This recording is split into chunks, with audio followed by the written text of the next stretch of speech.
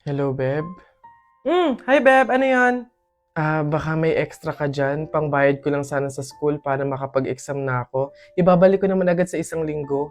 Ay, pasensya ka na, Beb, ah. Wala din ako ngayon eh. Sige, sige. Salamat. Bibigyan mo pa ako ng obligasyon. Ayaw gumawa ng sarili niyang paraan. Wow, ganda naman nito. Magkano ba to?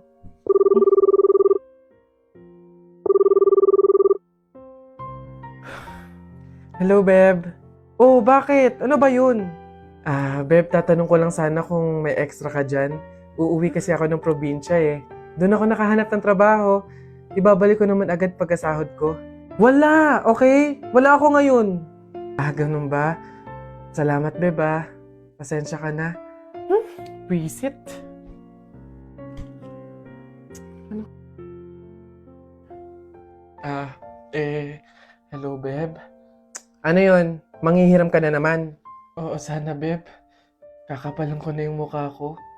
Ihiram sa anak ko kahit magkano lang. Nandito kasi ako sa hospital ngayon eh. 1 week na akong may sakit. Pandagdag ko lang sana sa pampacheck up ko. Bakit ba lagi ka na lang sa akin lumalapit pagdating sa mga problema mo? Beb, ikaw lang kasi yung kaibigan ko eh.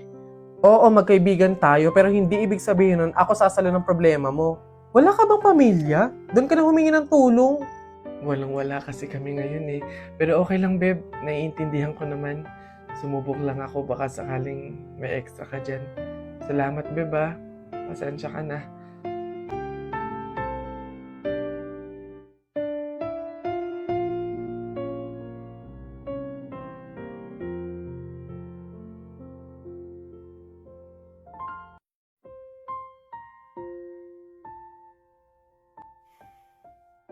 One week nang hindi online si Jennifer ah.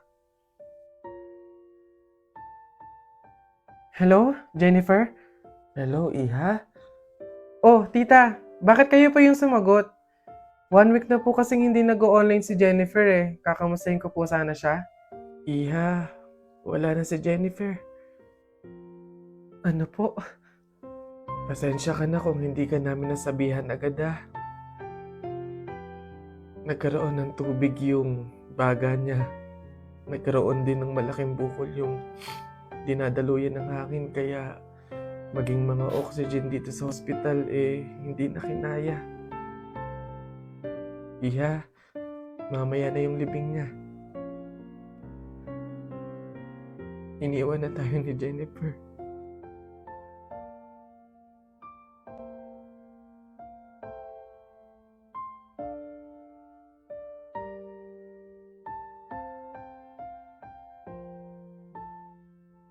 Di ba nga may episode 1 na ang Nessie Commercial? May kakalabas lang ngayon na episode 2! Dahil nga demanding kayo, sagot ko na ang behind the scenes ninyo. Tara mga human beings, samahan nyo ako sa BTS ng episode 2 ng Nessie Commercial! Kung talagang human being kayo na tutok sa mga ina-upload ko, makikita nyo doon yung behind the scene ng episode 1. So, ito yung kaduktong nun kasi meron naman kaming shoot kinaumagahan, kinabukasan ng episode 2. So, kaya nagstay na lang kami dito sa Manila at dito kami nag-check-in sa hotel na to. Nakakapagod naman talaga. Akala nyo ba ganun kadali mag-shoot? 15 to 30 seconds na ipi-play sa inyong lahat pero buong araw namin yung shoot. Gusto nyo ng room tour? O, eto, saglit lang. So, ayun nga, ang ganda nyo, doy talaga as in. Nakakalungkot lang kasi hindi namin siya nalubos. Hindi man lang kami nakapanood ng movie, nakapagbanlaw-banlaw, nakapagbabad sa bathtub. Kasi naman, imagine nyo, 12:00 na ng madaling araw kami naka-check-in. Tapos gigising kami ng 5 a.m. Literal na natulog lang talaga kami, day. Hindi na naman lang namin nalubos. Pero kasi alipin tayo ng salapi, nagtatrabaho tayo, so kailangan nating sumunod.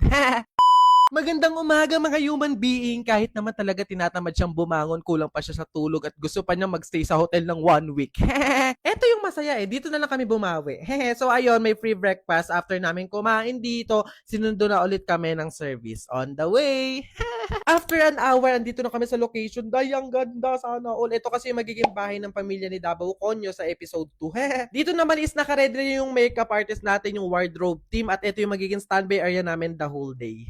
Actually, kanina pa sila nakasetup. Maaga kasi yung shoot ni Davao Conyo kasi ang dami niyang character sa episode 2. Kita nyo naman siguro sa commercial. Then, ayan, meron na kaming go signal. Kami naman yung inaayusan. Ganun pa din sa mga nauna naming commercial. No makeup look yung atake. Ang pinagkakaiba lang talaga is yung suot or yung wardrobe namin. Bugspok saan na. Nag-start na yung shoot and yung sinamin dito is kami naman yung ipinakilala ni Davao Conyo sa pamilya niya. So, yung acting ko naman dito is parang manghang-mangha na aliw na nakapunta sa malaking bahay na parang hindi ka sanay ganun.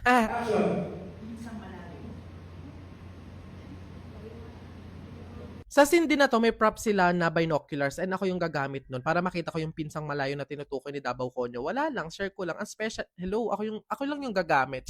Eto si itself na literal na manghang-mangha na, hindi na siya acting kasi dahil talagang nag-enjoy siya sa binoculars kasi talagang nazo-zoom lahat, kitang-kita mo, kulang na lang pati kulangot ng mga tao. Sa mga curious, eto yung itsura namin sa monitor. Ah, hindi, may TV pala kayo, no? So alam niyo yung itsura. So again, wala nga kami masyadong lines dito sa episode 2. React lang kami sa pinapakilalang pamilya ni Davao Conyo. Ito nga yung shot ko na after sabihin ni Davao Conyo yung pinsang malayo sa pamilya niya, din tsaka ko ilalabas yung binoculars. Share ko lang, bakit ba? After ng mga ilang scenes na mga shots, ayan, pahinga time kasi lunch time na. Sabay-sabay kami kumain ng lunch, nagkwentuhan at nagrest.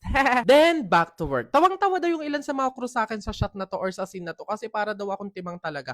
As a first timer kasi yung atake ko dito, yung parang hindi siya sanay sa ganung kalaking bahay, may aircon, na mga mangha, aliw na hindi siya sanay sa malinis. Ayun, shot or scene pa din na pumasok na kami sa bahay ng pamilya ni Davao Conyo. Then ayun, react pa din, namamangha, ganun, first timer. Ano pa ba sasabihin ko? Nahahaba lang yung vlog na to.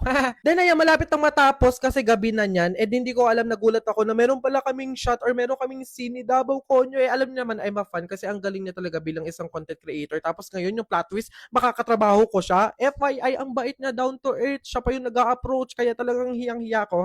Wala lang, ayun, isa lang sa pinakamasaya ko din talaga that time kasi ayun, chikahan lang kami kapag hindi rolling, tapos kasama mo pa yung mga mababait na makeup artist, mga crew, and yung idol mo, ganun. Basta yung scene dito is may kakambal si Davao Conyo, nahawak nila ako pareha sa balikat na para akong inaakit, tapos ako diring-diri naman ganun. Ganito, 1002, 1003, 1004, and smile. Then ayun, pack up na or we are na. Thank you for watching. Don't forget to watch my other video content and follow my other social media accounts. Send and receive good vibes. Uy, Cheryl, thank you so much sa pagbisita. Nag-enjoy talaga ako buong araw, promise. Welcome, Beb, at salamat naman sa pagpapatuloy mo sa akin, ha. Una na ako, ha. Bye. Bye, ingat. Shucks, malilit na ako sa pupuntahan ko. Nasaan na ba kasi yung kwintas ko? Dito ko lang yun nilagay, eh. Wow, babe! Ang ganda naman ito! Bagay sa akin. Joke! Over naman sa judge. Ba't naman niya kukunin yun, di ba? Tsaka friend ko yun eh. Oh, bala na nga. Di ba? Feeling ko nga magjowa na sila eh. Tingin mo. Siguro. Babe, pabantay nga muna nitong bag ko. CR lang ako. Go, babe. I'm here na. Babe, punta na ako dun sa may counter. Magbabayad na ako. Ikaw ba? Una ka na, babe. Sunod ako. Teka, nasan yung cash ko? May cash akong dala.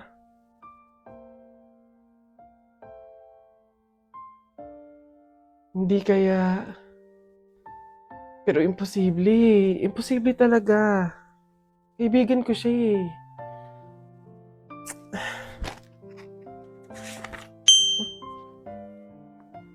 Ay, ang ganda naman ng frene ko! In fairness. Teka. Kwintas ko ba to? Hello, Cheryl? Nakita ko kasi yung story mo eh. Huwag kang magagalit ha, pero umamin ka nga sa akin. Kwintas ko ba yung suot mo? Babe, sorry ah. Siguro baka naiinggit lang ako kasi meron kang mga bagay na hindi ko mabili. Yung kwintas na kinuha ko sa'yo, ganong kwintas kasi yung gusto kong regalo sa nanay ko eh. Kaso nga lang mahal, kaya hindi ko mabili. May mga damit din akong nakuha sa'yo kasi sa tuwing nakikita ko yung mga kapatid ko na lalabas, wala man lang silang magagandang damit na naisusuot. Babe, sorry ha. Kasi yung pera na nawala sa bag mo, ako din yung kumuha nun. Binili ko kasi ng gamot tsaka ng pagkain si tatay eh. Kasi noong mga panahon na yun, nasa hospital siya. 1 linggo na kasi siyang may sakit. Babe naman, sana nanghingi ka na lang or nanghiram. Babe, tutulungan naman kita hanggat sa kaya ko eh. Kasi kaibigan kita. Babe, wala talaga akong mukhang maiiharap sa'yo. At wala akong ibang masabi kundi patawad. Kasi sa kabila ng pagkakaibigan natin eh, nagawa ko pa yun sa'yo. Pero nangangako ako na kapag ako nakaluwag-luwag, maiibalik ko din lahat yun sa'yo. Alam mo, ang hirap naman talaga ilaban ng buhay tsaka ng mundo eh. Ang daming mga kasamaan, pagsubok, kahirapan. Darating talaga sa punto na idadapa ka ng mga yun.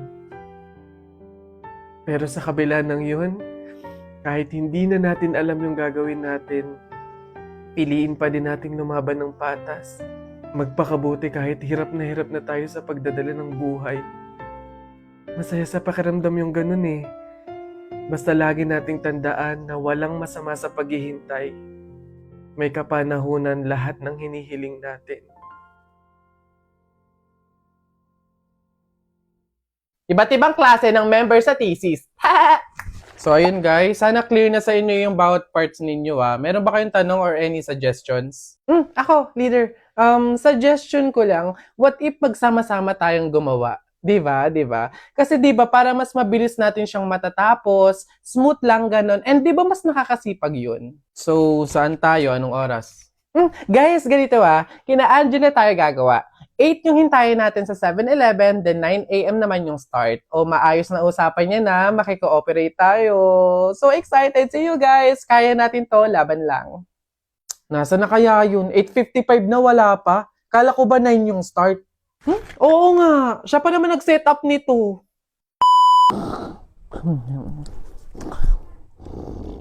Leader, may tanong lang sana ako. Ano ba yung mga parts namin sa research para naman at least maumpisahan na namin yung revision? Actually, tapos ko na lahat. Wait na lang natin i-approve. Hala, paano kami? Ano pang gagawin namin? Kung tinapos mo na pala lahat. Okay lang yun, carry ko naman. Tsaka iniisip ko kasi baka busy din kayo, so ayoko naman dagdag yung gawain nyo. So, carry, okay lang. Uy, may chat si leader Voice message. Guys, pasensyahan na lang po sa mga walang tinutulong dyan FYI, individual pa din po yung grade. So, good luck na lang sa inyo. Nakakapagod na sa totoo lang. Yun lagi na lang ikaw yung gumagawa. Te, hindi mo kami pinatulong, te. Sinabi mo, tinapos mo na lahat. Ngayon, magreklamo ka. Amats din tong leader na to So, ayun guys, start na tayo mag-print out ng research natin. Need natin magambagan ng tig 100 pesos. Beb, how much ba lahat ng print? Siguro mga 2 to 300 pesos. Okay lang naman siguro, no? So, ako na bahala dito. Para naman mabawasan na yung pag-isip ninyo. And gets ko naman yung iba na medyo kapo. So, ako na to. Ako na din bahala sa food ninyo, sa print out, book bind, and everything. Basta, kayo na bahala sa buong papers ng finals. Okay lang naman siguro yun, no? Shucks, guys! Good luck sa defense natin bukas, Kaya natin to. Yes! Good luck sa atin, guys! Let's go! Lo, Saan lumitaw yun? Ay, buhay ka pa pala, be. Halos buong semester ka kasing hindi naggalaw ng baso, Dinaig mo pa yung multo, at least nagpaparamdam. Ikaw halos hindi na. Ikaw buong introduction,